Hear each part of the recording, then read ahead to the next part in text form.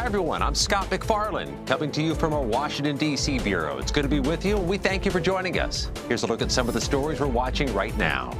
Primary day in Alaska and Wyoming. The big contest featured two Republican women who voted to impeach former President Trump.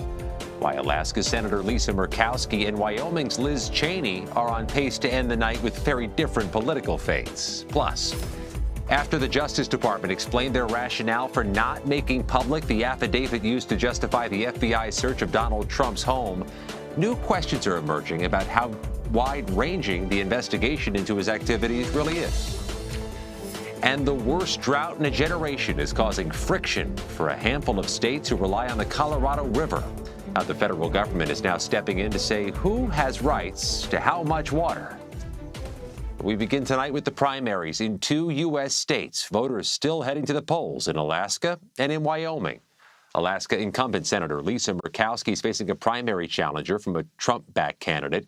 She's the only GOP senator to vote to impeach the former president who's up for re-election this year. Former Alaska Governor Sarah Palin looking to make a political comeback with a run for the state's lone U.S. House seat. She's been endorsed by former President Trump.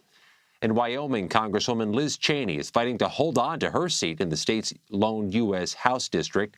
The January 6 Select Committee members going up against Trump-endorsed candidate Harriet Hageman.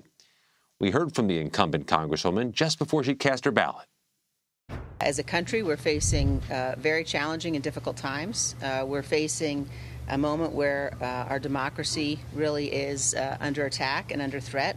And those of us across the board, Republicans, Democrats, and independents who believe deeply in freedom and who care about the Constitution and the future of the country, I think have an obligation to put that above party. And I think that fight is clearly going to continue and clearly going to go on. For more, Robert Costa joins us now from Jackson, Wyoming. He's CBS News' chief election and campaign correspondent. So we saw Congresswoman Cheney spoke just before casting her ballot today. What more did she have to tell you, Bob? Scott, it's good to be with you from here in Jackson, Wyoming. A beautiful landscape and also a hotly contested one. All political eyes in Washington and around the country are watching this primary for a House seat with intense interest because it's not only a primary for a congressional seat, it's also a reckoning for the Republican Party. What kind of party is the GOP going to be in the future? And when we spoke to Congresswoman Cheney just before she voted, just a few miles down the road, she said that her campaign here is about the future of the party. And she also phrased her future as something that's just beginning, that she is going to begin a battle for democracy. Whether or not that was a hint at a possible 2024 presidential bid down the line, that's to be determined. But it's clear that win or lose tonight, and it's certainly going to be an uphill climb for her, she is someone who wants to stay in the political arena. You say uphill climb. What sense are you getting from the voters on the ground about what they expect tonight?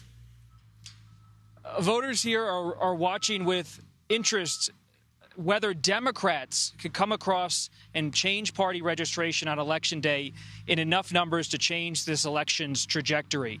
This is a ruby red state, a deeply conservative state. Harriet Hageman, the conservative challenger against Congresswoman Cheney, is ahead by about 30 points in one recent poll.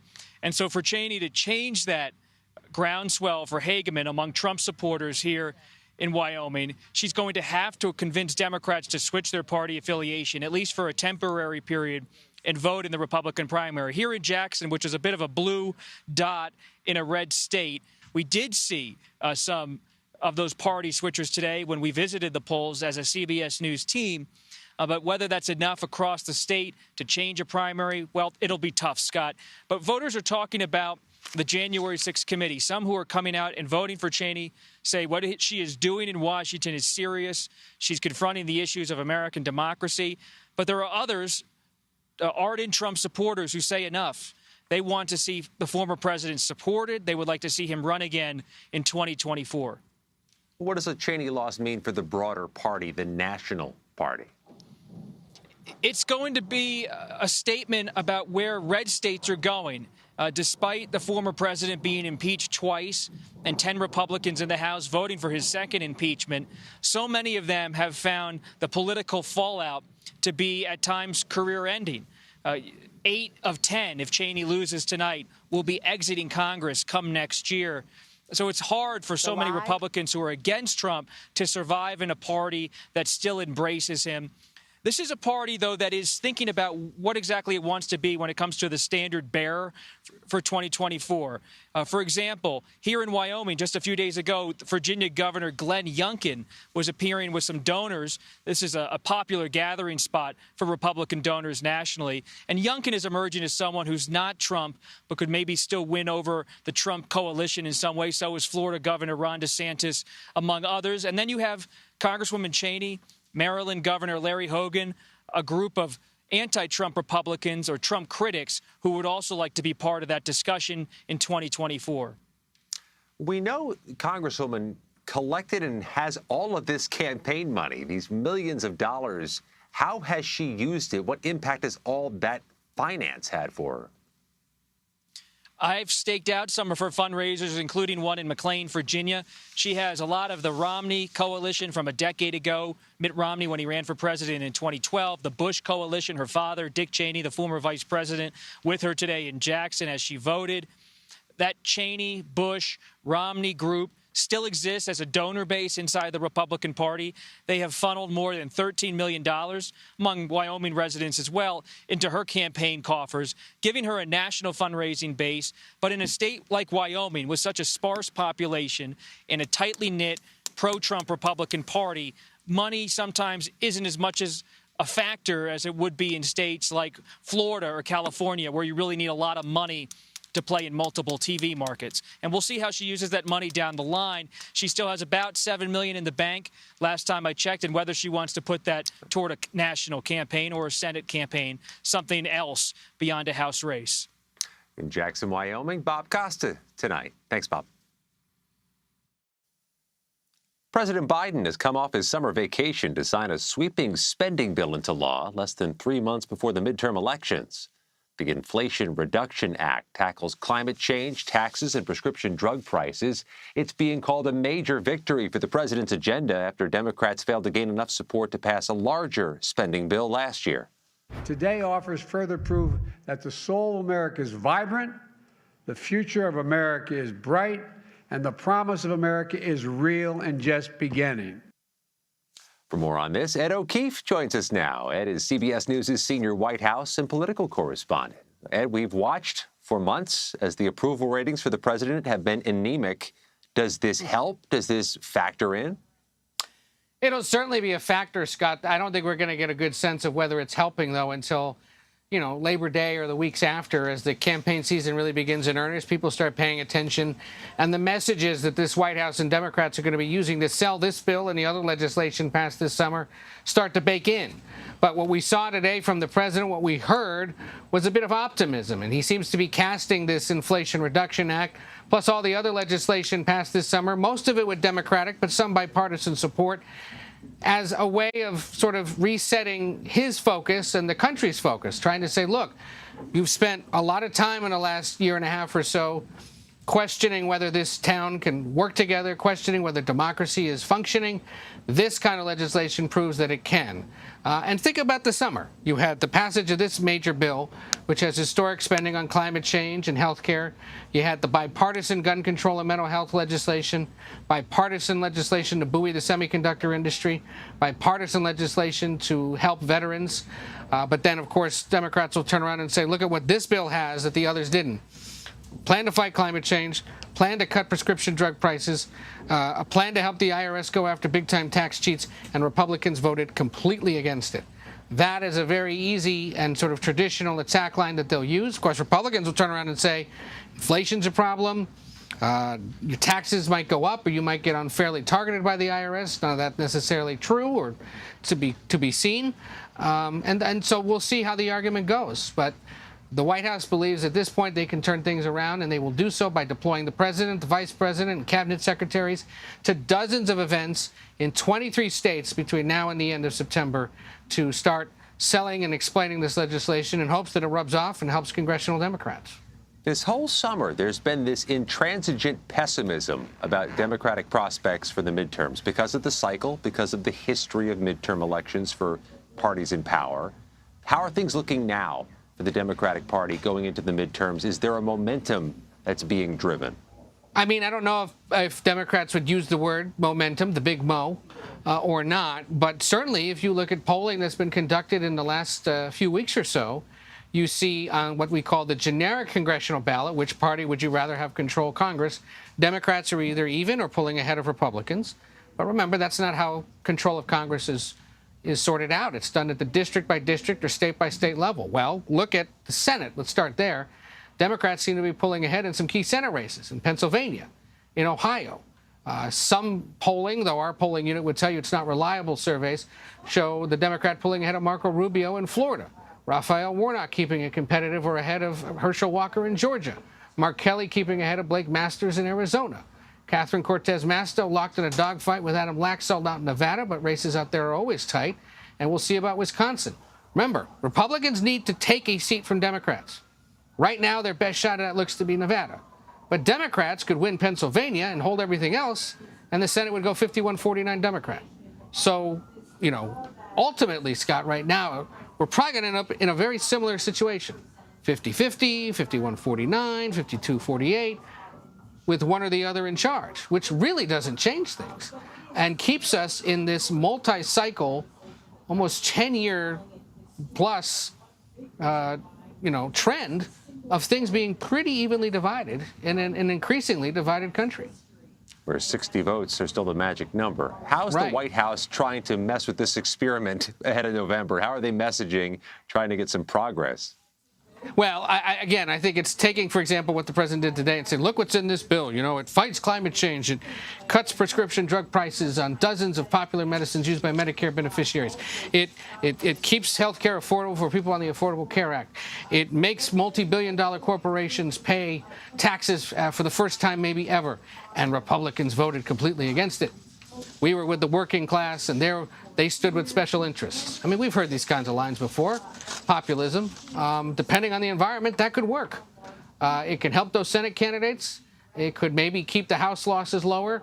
And it certainly might boost the president's numbers ahead of his planned re-election campaign. We'll see. It's only August. And as you and I know well, what's up today could be down by next week and could be, it could be a real mess in November. We're going to talk about upside down. It's August, and look how comfortable and mild it is on the White House North Lawn for you. Yeah. In the dark suit, not sweating. It's good times. It's a little cooler, a little cooler. Ed O'Keefe at the White House, thanks much. Take care. Florida judge is set to hear arguments about the release of the Mar-a-Lago search warrant affidavit on Thursday. Several media outlets, including CBS News, have requested all the documents related to that search. But the Justice Department has asked the judge to keep the affidavit in the case sealed. CBS News, Homeland Security, and Justice reporter Nicole Skanga is here now to break it down, joining us from Florida. So, Nicole, what can you tell us about why the FBI interviewed former White House lawyers Pat Cipollone and Pat Philbin about those boxes of documents at Mar-a-Lago? Scott, good to be with you. And if those names sound familiar to our viewers, it's because they served as chief counsel and deputy counsel to the White House under the Trump administration. Another important note here, both of those officials, Pat Cipollone and Patrick Philbin, were named Mr. Trump, former President Trump's representatives for the National Archives after he departed the White House. Now, this was first reported by New York Times' Maggie Haberman. Reportedly, Philbin had met with the FBI for interviews during the springtime and, according to sources close to the matter, tried to help the National Archives retrieve some of the documents that were later seized by the FBI recently, just a few miles away from where I'm standing. Now, reportedly, associates close to the former president said that he had claimed that the documents were not theirs, that they were, quote unquote, mine. We'll see where this goes. We do know that both Cipollone and Philbin now joining a growing list of former Trump officials who have spoken to the FBI since this grand jury was formed. We've heard this back and forth about the seizure and return of passports of the former presidents. What's the latest on that? Yeah, well, nobody knows it better than you, Scott. But what we've heard is that these 3 passports were taken from the FBI during that authorized search of Mar-a-Lago, the announcement coming first from former President Trump on social media. Now, since that has happened, we were told, CBS News has learned that the FBI returned all 3 of those documents. 2 were expired passports. 1 was a current diplomatic passport. Now, we should point out to our viewers, Scott, that this is an unprecedented situation with sort of by-the-book protocol, which is just to say that, oftentimes when federal agents carry out a search, if there are items that the FBI filter team, is what they're called, encounter when they're going through, what was taken during the seizure, that they're not listed in the warrant, those items are, routinely returned. And so what is extraordinary about this situation, of course, is that, we're talking about an FBI search of a former president's estate. But what is ordinary is that, these are federal agents who acted on an approved warrant by a federal judge, that now the FBI filter team is going through the 20 boxes that were taken from the Mar-a-Lago estate and determining, what's there, assessing it. Here at the U.S. Senate, Kentucky Republican Rand Paul has been advocating for the removal of the Espionage Act.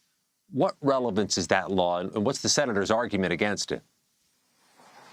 Yeah, so this is not the first time that the Espionage Act has come under scrutiny. This is the first time it's come under scrutiny in conversations regarding a former president of the United States. But just to put my history cap on for a bit, the espionage was created back in 1917. A lot of our viewers will know that was months after the United States entered into World War I. And it was, originally created to prosecute spies, individuals that, might be obtaining or disclosing information regarding what they called national defense that could harm the United States or benefit foreign countries. And in the beginning, it was used to prosecute spies. In recent years and under recent administrations, though, it has been used, critics argue, to threaten leakers, to try to prevent information from leaking out of, for example, the White House. And so, critics of the Espionage Act will say that it's too vague, that it doesn't offer a public interest defense, meaning that if an individual leaks information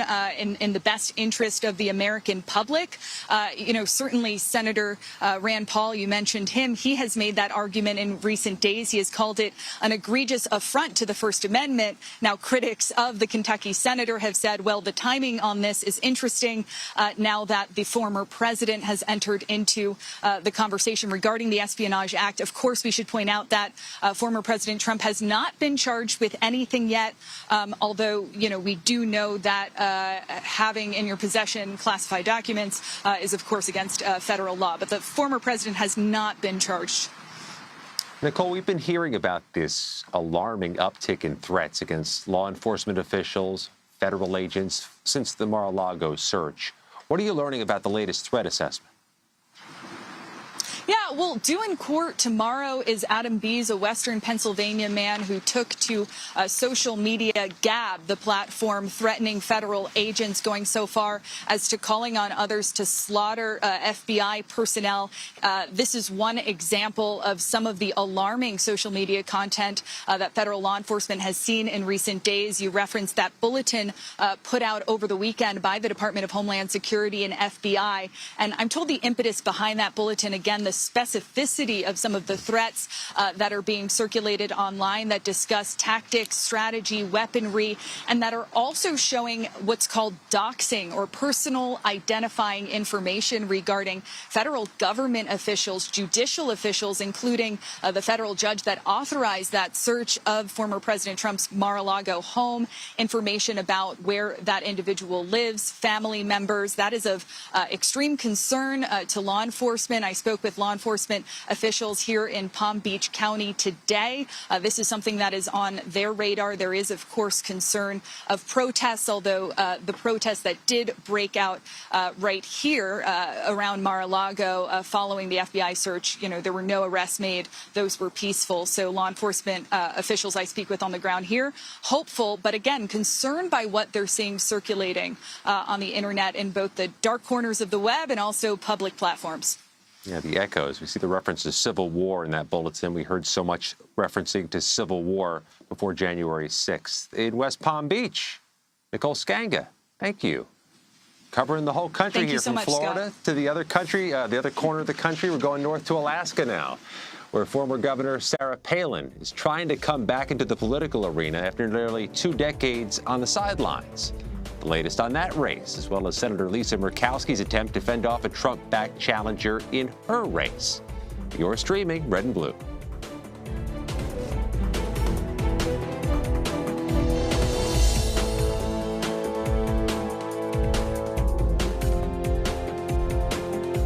CBS News Sunday Morning with Jane Pauley on CBS.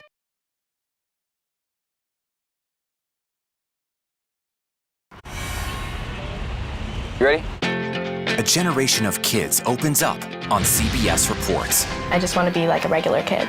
Their world, their struggles, their voices. What if I was white? A lot of people like to call names and make you feel ashamed for being proud of who you are. Now streaming Gender. I did not realize that you could change your gender. Realizing how you feel. You can be a boy, sometimes you feel like a girl, sometimes you feel like both. Redefining who you are. Identify as trans. Gender fluid. Non-binary and queer. Is the idea of gender a thing of the past? And to be yourself, always, no matter what anyone says, I love you. Are the kids all right? Gender. Now streaming on the free CBS News app.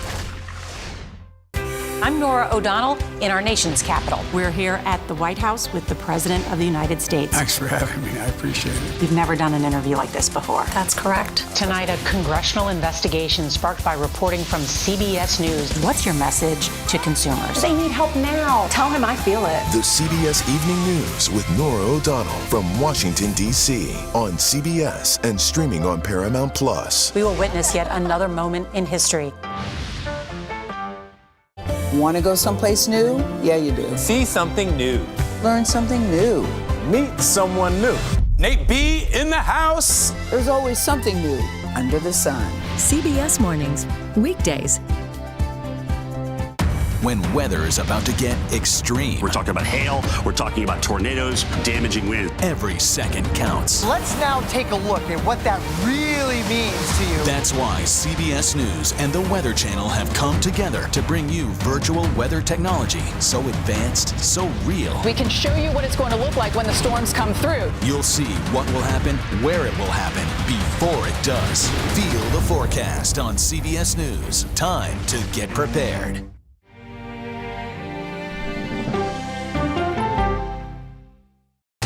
People from every corner of America facing challenges. Everyone is just looking for some type of connection. Just raise your hand and say, hey, I'd like to help. Coming together to find solutions. We are going to do something about it. Their stories are our stories. Welcome to Eye on America. Stream now on the free CBS News app. CBS News Sunday Morning with Jane Pauley on CBS. We have an inspiring story that started with a strange act of kindness. Yeah. We found it. You're kidding me! We got it. We share stories that lift you up and brighten your day. The Uplift. Stream on the free CBS News app.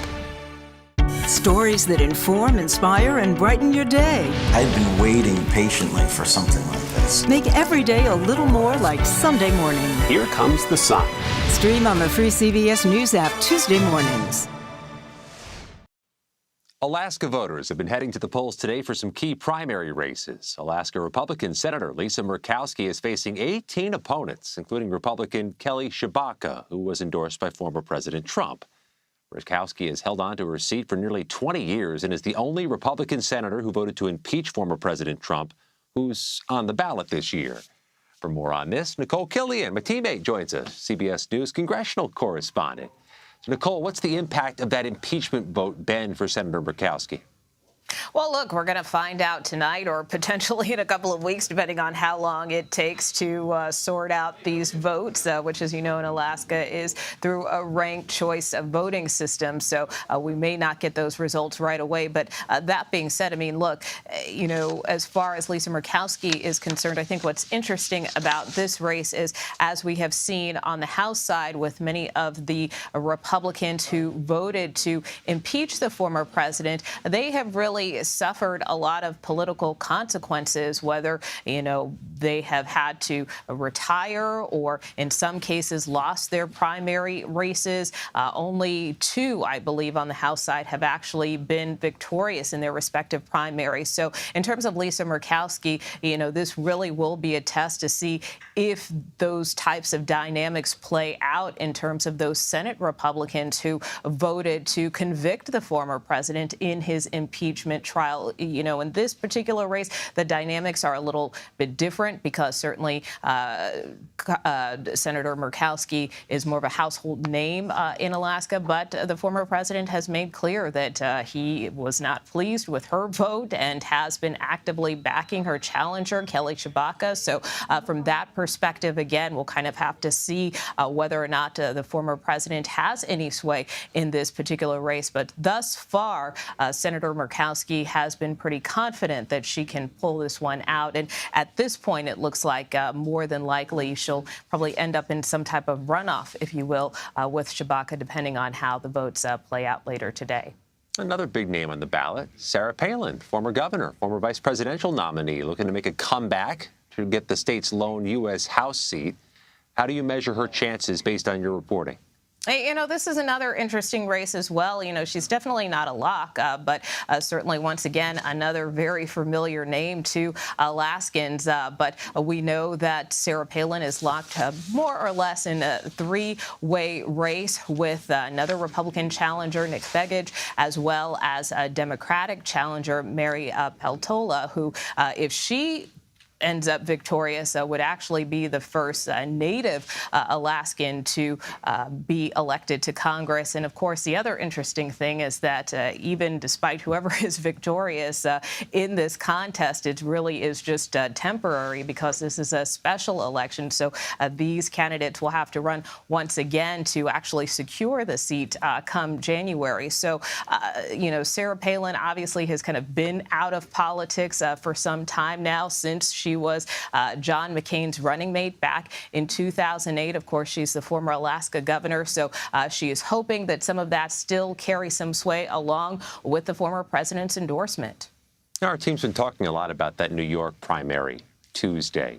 Senate Majority Leader Chuck Schumer endorsed Jerry Nadler in that incumbent against incumbent redistricting race against Congresswoman Carolyn Maloney.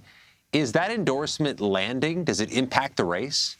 Well, we just saw the majority leader endorse Jerry Nadler earlier this week, so I think we'll have to see how things play out over the course of the next week or so until the contest next Tuesday. But look, in terms of Jerry Nadler, this is an endorsement that he is touting, that he is celebrating, whereas on the other hand, you have Carolyn Maloney kind of brushing it off. But no matter how you slice this particular congressional contest, and keep in mind this is probably one of the more marquee races that we'll see play out in New York next week. This is a really tough one. I mean, you're talking about 2 veteran Democrats who chair committees, who have known each other for decades. I talked to Jerry Nadler last week when the House was in session on Friday, and he said, look, I've known Carolyn for, almost 50 years. So, make no mistakes, this is a tough race, and unfortunately, someone will have to win and someone will have to lose, even though they're both equally qualified. And there is a third challenger, of course, who is trying to boot both of them out of office. But that being said, this is an endorsement that certainly bolsters Nadler's chances. He was feeling pretty good about this. And really, this is the first time that we're seeing a member of the New York delegation actually weigh in on this particular contest. So it could carry a lot of sway come next Tuesday. Those are 2 high-ranking members of the House caucus, too, right? Absolutely. Chairman of the House Oversight Committee, Chairman of the House Judiciary Committee. Nicole Killian, you got a busy night ahead. Get back to work because we have much more of you later as part of our Red and Blue hour-long special, focusing on tonight's primaries, as well as a look at the big picture of the midterm elections moving forward. It all begins at 8 p.m. Eastern, and it's streaming right here on CBS News. The number of migrants apprehended along the southern border has fallen for the 2nd month in a row. According to Customs and Border Protection, just under 200,000 asylum seekers were processed along the U.S.-Mexico border in July. The number marks a 3.8% drop from the amount of people processed in June. It also shows a 6.8% decrease from the number of migrants processed in July of last year. Countless Americans in drought-impacted states are about to be told they have to cut back on their water usage. What the federal government now says has to happen with the country's largest reservoir, and when. You're streaming CBS News.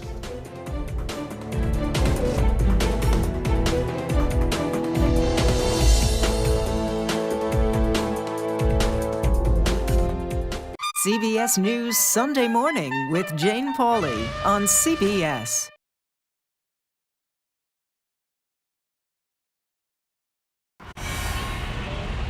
You ready?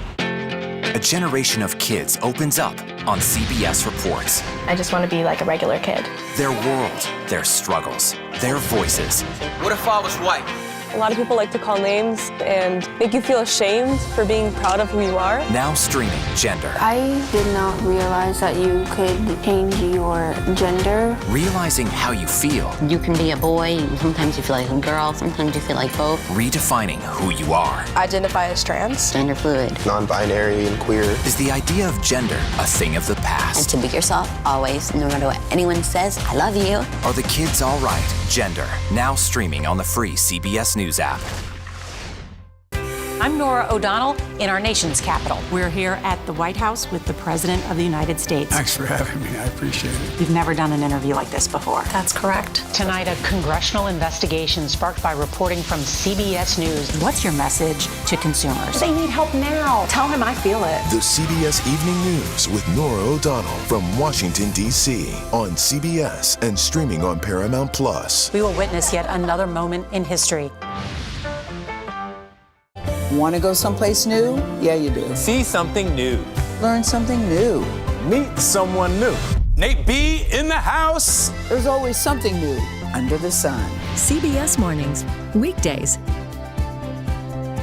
When weather is about to get extreme. We're talking about hail. We're talking about tornadoes, damaging winds. Every second counts. Let's now take a look at what that really means to you. That's why CBS News and the Weather Channel have come together to bring you virtual weather technology so advanced, so real. We can show you what it's going to look like when the storms come through. You'll see what will happen, where it will happen, before it does. Feel the forecast on CBS News. Time to get prepared.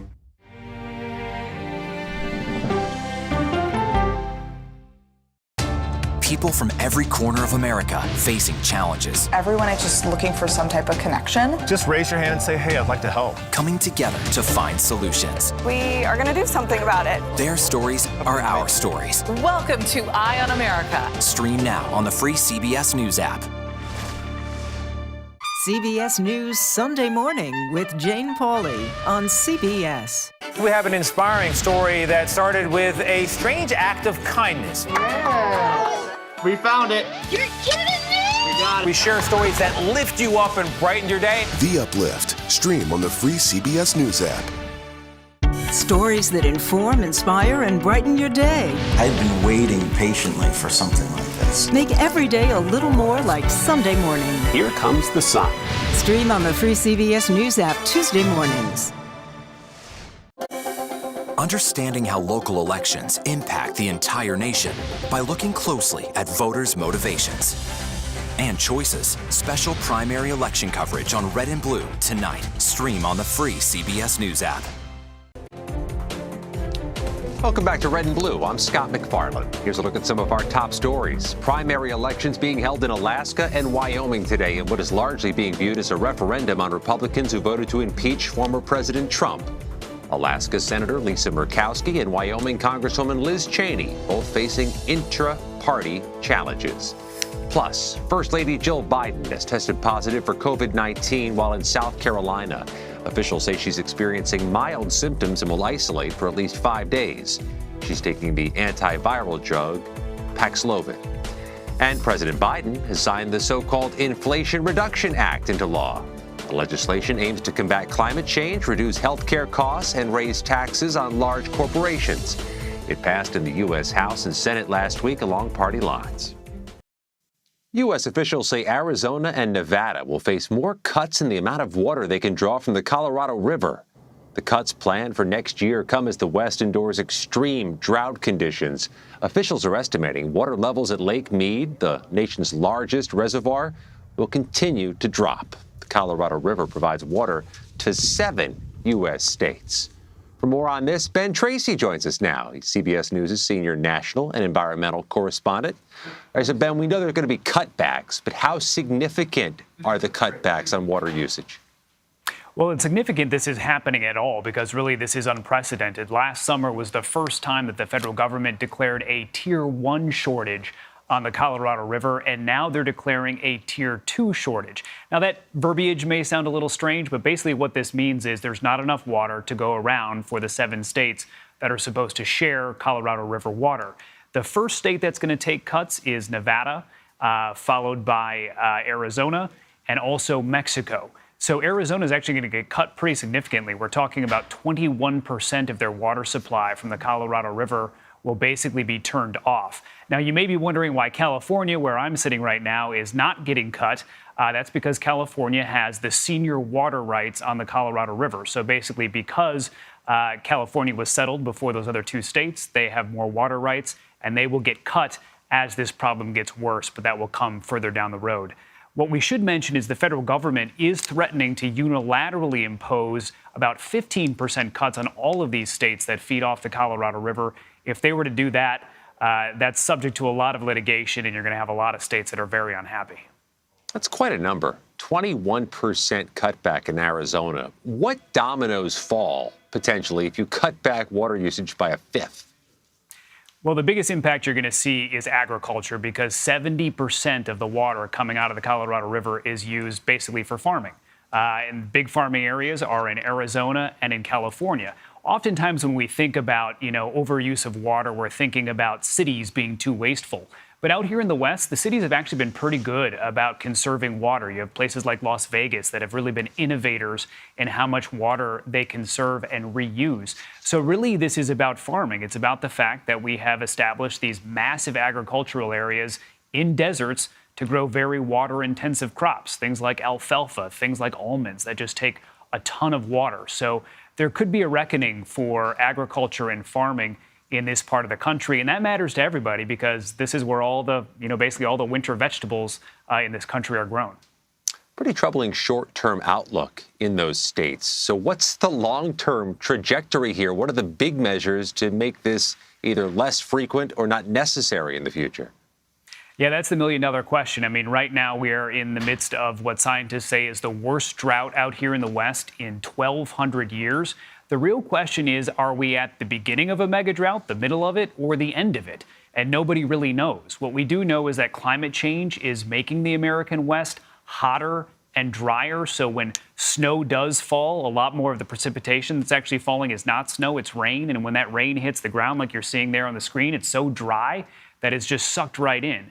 So it takes a lot more precipitation to fill up these reservoirs than it did ever before, and there's just not enough of it falling. So we're beyond the point where we're talking about a wet winter fixing this problem.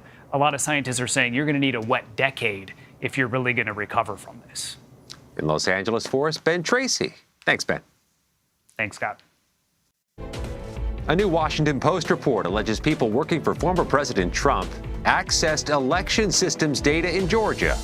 One of the authors of that piece joins us to dive into why they may have wanted that data, where else they gathered it, and the legal ramifications when it comes to the 2020 election.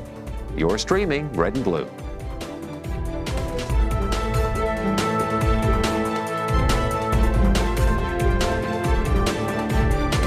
CBS News Sunday Morning with Jane Pauley on CBS.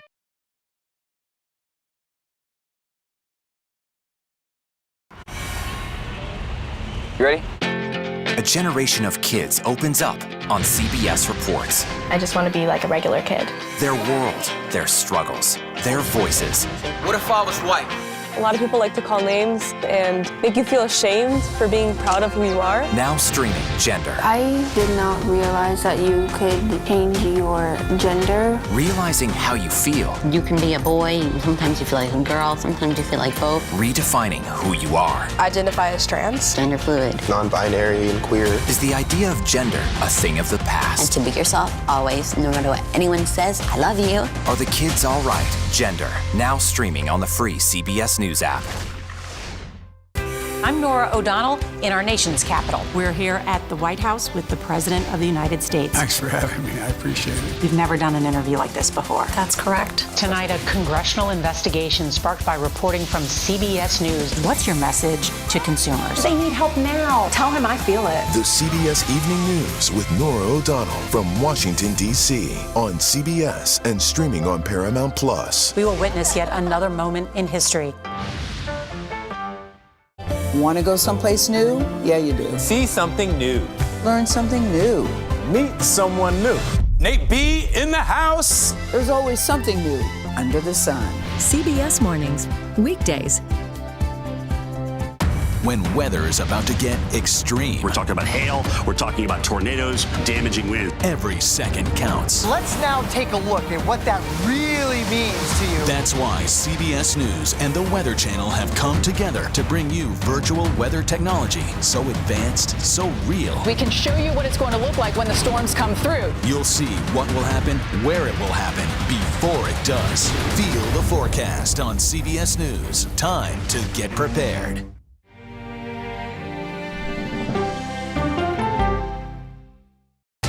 People from every corner of America facing challenges. Everyone is just looking for some type of connection. Just raise your hand and say, hey, I'd like to help. Coming together to find solutions. We are going to do something about it. Their stories are our stories. Welcome to Eye on America. Stream now on the free CBS News app.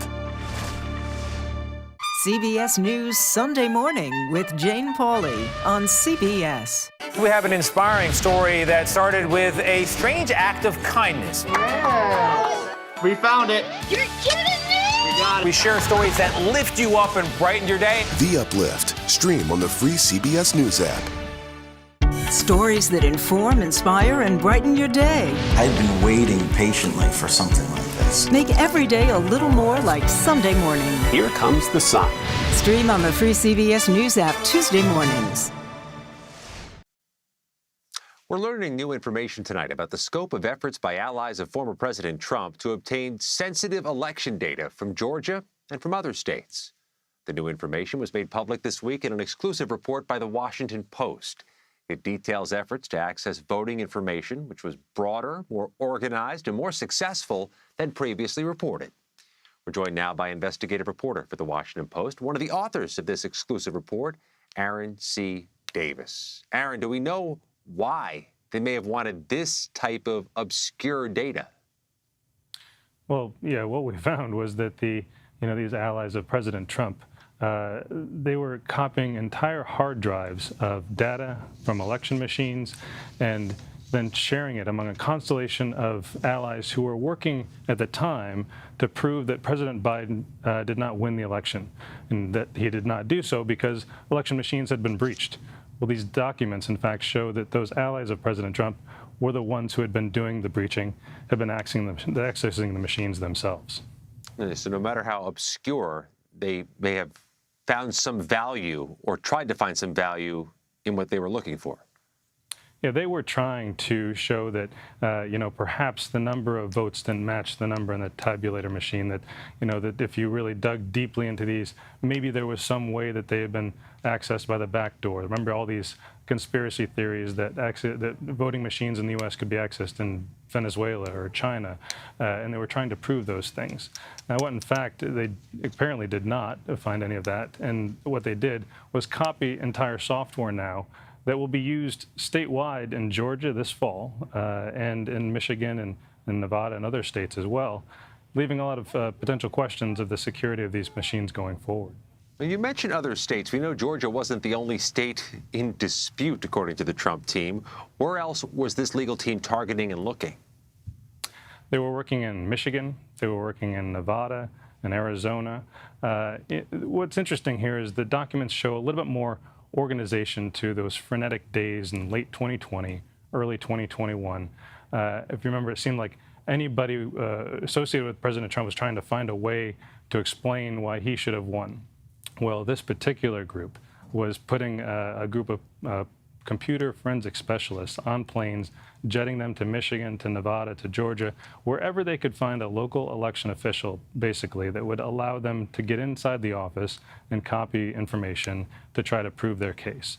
And what that did was surreptitiously remove a lot of this information or copy it and put it out in ways that we still don't know how it's being used. So what are the potential legal ramifications of this? It seems like there would likely be some. Yes, in Michigan, there's already a criminal investigation that's been underway involving some of these same players. And, you know, you could envision a similar scenario playing out in Georgia now, which is where these documents came from. That's why a lot of our article was focused on that. The plaintiffs in this case say they are sharing the information they found with the FBI, with criminal investigators, and, you know, there could be an entire other investigation that could come of all of this. Now, the former president and his allies have asserted that mail-in ballots were ripe targets for fraud, but they said the same about the in-person voting machines. Has there been any evidence to suggest that's true? You know, all we have here, in fact, I will say one caveat in that some of the very data that was obtained, you know, images of these ballots and things, have not been opened by the plaintiffs because they're considering it essentially stolen property. And so they're leaving this now to investigators, the FBI and others, to take that step to look at it in person. At the Washington Post, Aaron C. Davis, thanks for your time. Thank you. The only 3 abortion clinics in Louisiana are relocating following a state Supreme Court ruling which upholds a near total ban on the procedure. Managers at the clinic say they'll move to states where abortion is legal and will continue to offer services to women from Louisiana and throughout the South. The moves will mark the first time Louisiana has been without an abortion clinic in nearly 50 years. Current state law bans the procedure unless the life of the mother is threatened or if the fetus is declared medically futile. There are no exceptions for cases of rape and incest. President Biden has signed the Inflation Reduction Act into law. Democrats say the bill will lower health care and energy costs. House Republicans unanimously voted against the legislation last week over fears of rising inflation. Natalie Brand has more from the White House. President Biden signed the Inflation Reduction Act into law Tuesday, calling the mammoth climate, health, and tax legislation historic. Let me say from the start, with this law, the American people won and the special interests lost. Billed as the nation's biggest ever single climate investment, it directs nearly $400 billion in climate and energy programs, including tax credits and incentives, to cut emissions by roughly 40% over the next 8 years. Fred Krupp of the Environmental Defense Fund says the money comes at a crucial time. We're at a tipping point where the adoption of electric cars, electric trucks, solar, wind power, battery storage is almost there, but these incentives will get us there. With less than 3 months to November's midterm elections, the president plans to hit the road in the coming weeks to explain what's in the landmark legislation.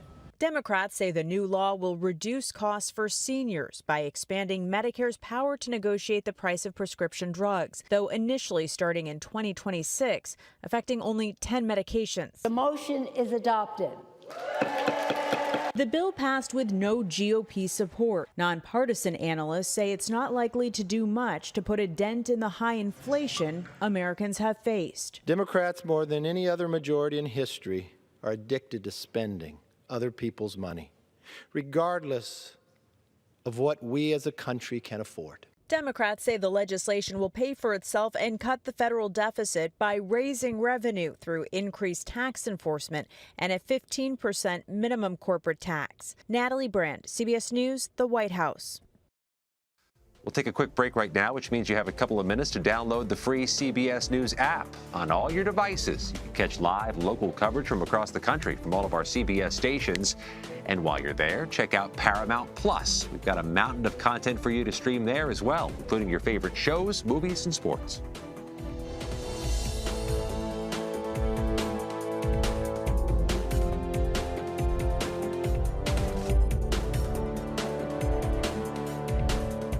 CBS News Sunday Morning with Jane Pauley on CBS.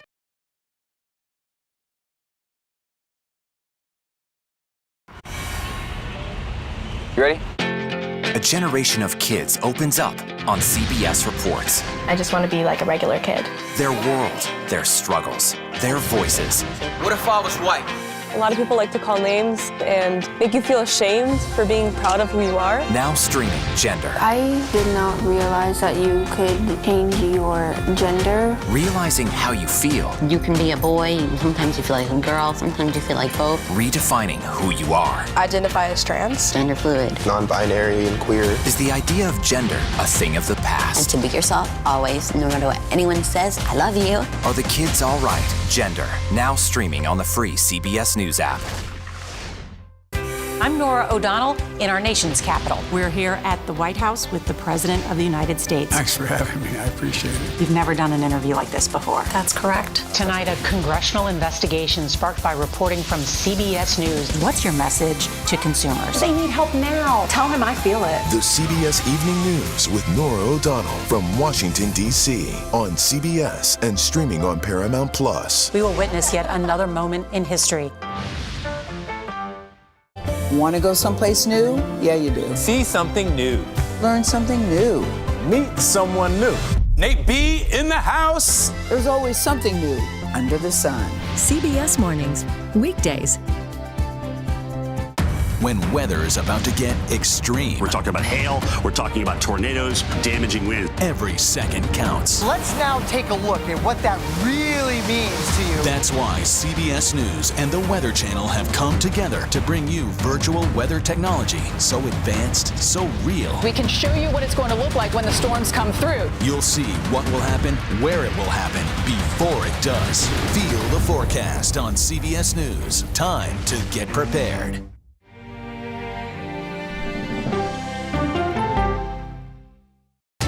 People from every corner of America facing challenges. Everyone is just looking for some type of connection. Just raise your hand and say, hey, I'd like to help. Coming together to find solutions. We are going to do something about it. Their stories are our stories. Welcome to Eye on America. Stream now on the free CBS News app.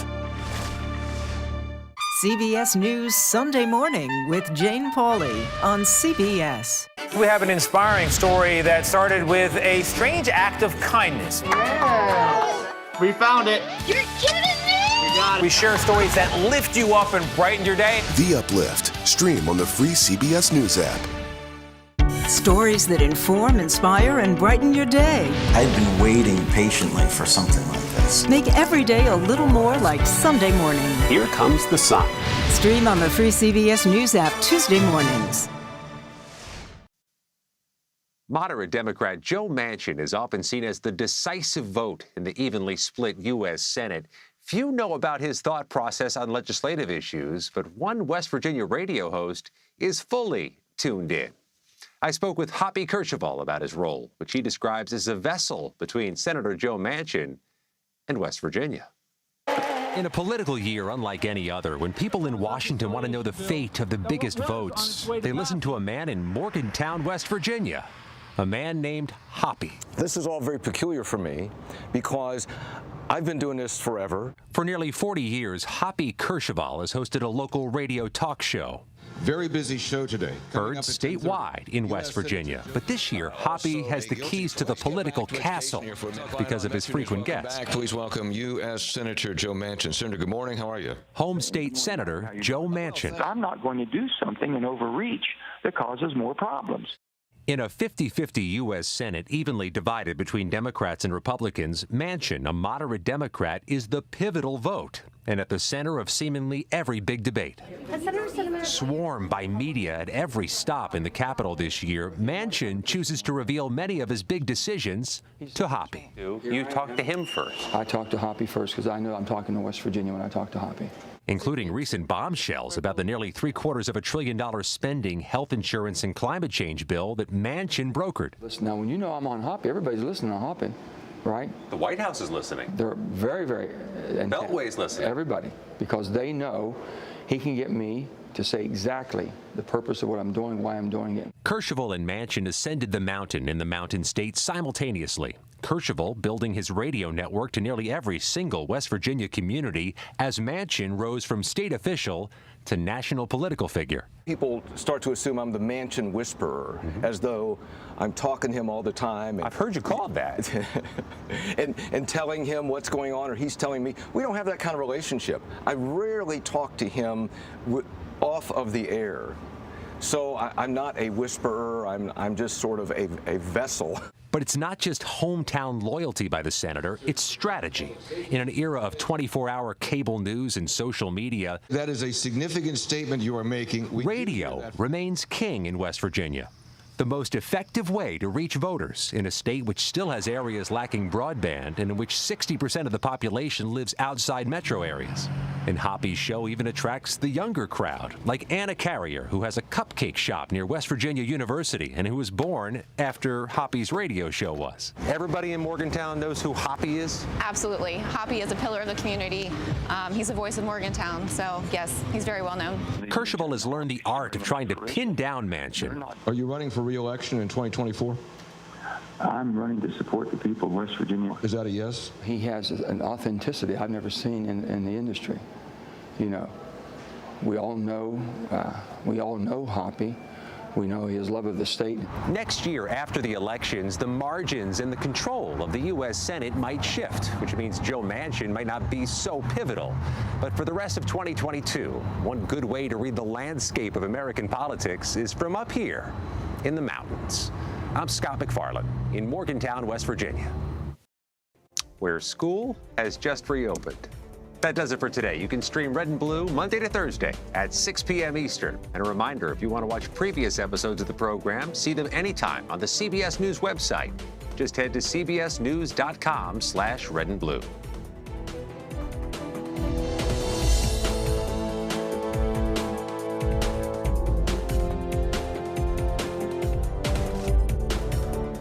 CBS News Sunday Morning with Jane Pauley on CBS.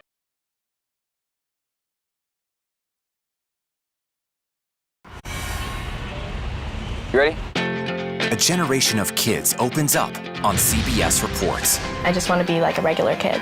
Their world, their struggles, their voices. What if I was white?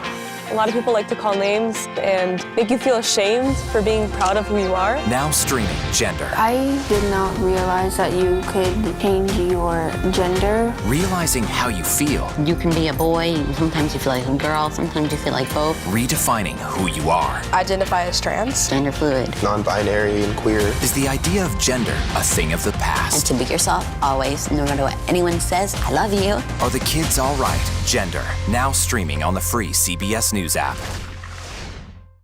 I'm Nora O'Donnell in our nation's capital. We're here at the White House with the President of the United States. Thanks for having me. I appreciate it. You've never done an interview like this before. That's correct. Tonight, a congressional investigation sparked by reporting from CBS News. What's your message to consumers? They need help now. Tell him I feel it. The CBS Evening News with Nora O'Donnell from Washington, D.C. on CBS and streaming on Paramount Plus. We will witness yet another moment in history. Want to go someplace new? Yeah, you do. See something new. Learn something new. Meet someone new. Nate B in the house. There's always something new under the sun. CBS Mornings, weekdays. When weather is about to get extreme. We're talking about hail, we're talking about tornadoes, damaging winds. Every second counts. Let's now take a look at what that really means to you. That's why CBS News and the Weather Channel have come together to bring you virtual weather technology so advanced, so real. We can show you what it's going to look like when the storms come through. You'll see what will happen, where it will happen, before it does. Feel the forecast on CBS News. Time to get prepared.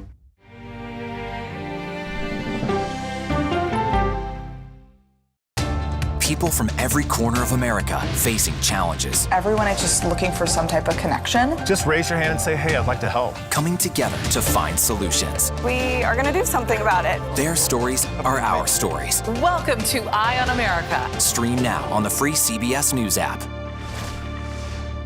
CBS News Sunday Morning with Jane Pauley on CBS. We have an inspiring story that started with a strange act of kindness. Yeah. We found it. You're kidding me! We got it. We share stories that lift you up and brighten your day. The Uplift. Stream on the free CBS News app. Stories that inform, inspire, and brighten your day. I've been waiting patiently for something like this. Make every day a little more like Sunday morning. Here comes the sun. Stream on the free CBS News app Tuesday mornings. CBS News Sunday Morning with Jane Pauley on CBS. Understanding how local elections impact the entire nation by looking closely at voters' motivations and choices. Special primary election coverage on Red and Blue tonight. Stream on the free CBS News app.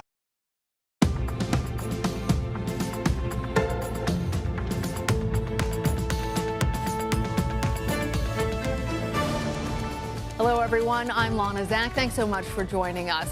Here's a look at the top stories we are following right now. Debate over releasing the Trump affidavit, why the Justice Department wants to keep it sealed as we learn more information from the search of Mar-a-Lago.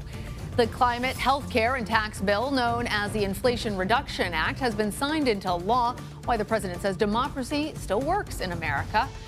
Explosions ripped through an ammunition depot in Russian-occupied Crimea. It is the